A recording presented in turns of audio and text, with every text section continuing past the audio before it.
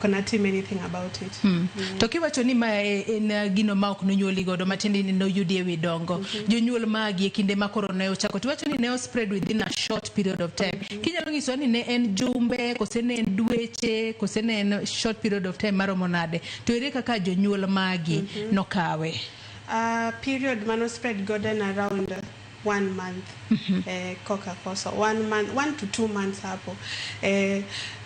Jonyuol na gibe na gikiani nango koro gibe na giwa wani adil godo kaka ng'eyo nikech koro gibe gikiani gikonya nade nikech gibe pok gineno onge ng'ato e family man gi history no ama man godo ma ging'eyo ma dangi penja advice ama ng'ango koro you are taking it slow at a time.